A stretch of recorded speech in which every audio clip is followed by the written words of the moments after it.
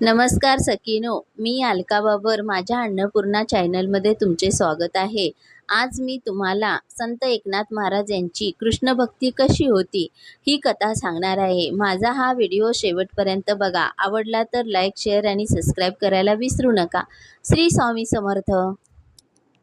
संत एकनाथ महाराज षष्टीच्या निमित्ताने कुणीतरी ब्राह्मण संत एकनाथ महाराज यांच्या घरी घर शोधत शोधत फार लांबून आले होते. नाथांच्या दारात आल्यावर त्यांचा अवघा शीण निघून गेला. त्यांच्या मनात एक अधीरता उत्कंठता दाटून आली होती. घरात गेल्यावर नाथ दिसताच त्या ब्राह्मणाने त्यांचे पाय धरले. हात जोडून तो नाथांना म्हणाला की, नाथ बाबा, मला भगवंताचं श्रीकृष्णाचं दर्शन घडवा. एकनाथ महाराज यांना काही समजेना. हा कोण कुठला ब्राह्मण? आपली व त्याची ओळख पण नाही. त्याला मी कोठे राहतो हे पण माहीत नाही. माझे घर शोधत शोधत तो आलाय. तेवढ्यात तेथे गिरिजा देवी म्हणजे नाथांची पत्नी आल्या. त्यांनी पण तो ब्राह्मण नाथांना काय म्हणत आहे हे ऐकलं होतं. नाथांनी त्याला उठवून जवळ घेतले, पण तो ब्राह्मण मात्र एकच वाक्य परत परत म्हणत होता, नाथ बाबा, मला भगवंताचं श्रीकृष्णाचं दर्शन घडवा. त्या ब्राह्मणाची नजर घराच्या कानाकोपऱ्यात शोधत होती. नाथांनी त्याला मंचकावर बसवले. स्वतःच्या हाताने त्याचे पाय धुतले. तोपर्यंत गिरिजादेवींनी गुळ पाणी आणले. ते पाहून त्या ब्राह्मणाचं मन भरून आलं. तो पटकन खाली बसून नाथाचे पाय धरून त्यांना म्हणाला की, नाथ बाबा, मला 15 दिवसापूर्वी दृष्टांत झाला.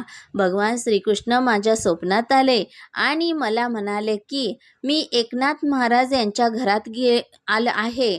12 वर्ष झाली. श्रीखंडाच्या रूपात राहत आहे. आता माझी येथून जायची वेळ झाली आहे. तुला जर माझे दर्शन घ्यायचे असेल तर तू एकनाथ महाराज यांच्या घरी ये.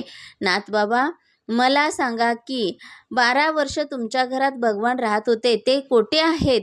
हे ऐकून गिरिजादेवीची शुद्ध हरपली. नाथ देहभान विसरले. प्रत्यक्षात देव आपल्या घरात गेल्या 12 वर्षापासून पाणी भरत होते. आपल्याला त्याने साधी ओळख पण दिली नाही. इकडे ह्या ब्राह्मणाच्या स्वप्नात जाऊन 15 दिवस अगोदर त्याला सांगितले की, श्रीखंड्या कालच घरी जाऊन येतो असे सांगून निघून गेला होता. नाथ खांबाला टेकून हळहळ करून खाली बसले. गिरिजादेवी भानावर आल्या. मग श्रीखंड्याच्या आठवणी मनात येऊ लागल्या. ते श्रीखंड्याचे साधेपण, त्याची प्रत्येक हालचाल, शांतपणे आपले काम करणे, काल जातानाच त्याचं मुग्ध हसणं. नाथाचे डोळे भरून वाहू लागले. त्यांनी ध्यान लावले आणि त्यांना समजले की खरोखर प्रत्यक्ष भगवान श्रीकृष्ण द्वारकेचा राजा आपल्या घरात पाणक्या बनून राहिला होता. 12 वर्ष राहत होते. इकडे गिरिजा देवीची अवस्था पण काही वेगळी नव्हती. दोघांनीही एकमेकाकडे पाहिले. गिरिजादेवी मनात म्हणत होत्या की, चोर, माखन चोर, चित्त चोर, 12 वर्ष आमच्या जवळ राहिलास पण कळूनही दिले नाहीस. इतक्या वर्षात तू आमच्यावर अपार माया केलीस. त्यांनी रांजण पाहिला, त्याला स्पर्श केला. श्रीखंड्यानं 12 वर्ष खांद्यावरून वाहिलेली कावड पाहिली, तिला स्पर्श केला. नाथाच्या डोळ्यातून पाणी वाहू लागले. श्रीखंड्या जिथे जेवायला बसायचा तिथंच विश्रांती घ्यायचा. नाथ श्रीखंड्याचा स्पर्श जेथे जेथे झाला होता तेथे तेथे हाताने स्पर्श करू लागले. गिरिजादेवींनी तर डोळ्यातील अश्रूंनी श्रीखंड्या जेथे बसत असे तेथील जमीन अक्षरशः भिजवून काढली.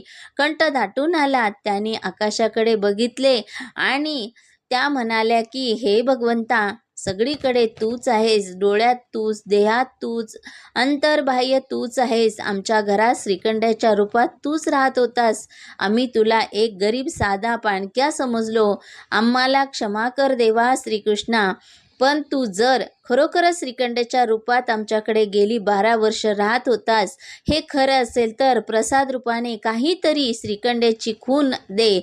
काय आश्चर्य बघा. त्याचबरोबर रांजण दुथडी भरून वाहू लागला. थोड्या जोराचा वारा सुटला आणि कोपऱ्यातली श्रीखंड्याची घुंगरकाठी त्या वाऱ्याने पडली. घुंगराचा आवाज झाला. त्या घुंगरकाठीला एक भरजरी शेला बांधला होता. त्या शेल्यातून केशर व कस्तुरीचा सुगंध नाथाच्या घरात सगळीकडे व्यापून उरला. तो ब्राह्मण या सगळ्या साक्षी होता. तो वासून हे बघत होता. भगवान श्रीकृष्णाने त्याची पण इच्छा पूर्ण केली होती. आपल्या सगळ्यांची अवस्था पण तीच असते. देव कुणाच्या तरी रूपात आपल्या आसपास राहत असतो, आपली सेवा करत असतो, आपल्याला मदत करत असतो आणि आपल्याला हे माहीत पण नसते. कळते तेव्हा जेव्हा ती व्यक्ती निघून जाते. माझा हा छोटासा व्हिडिओ कसा वाटला नक्की लाईक करून, शेअर करून, कमेंट करून सांगा.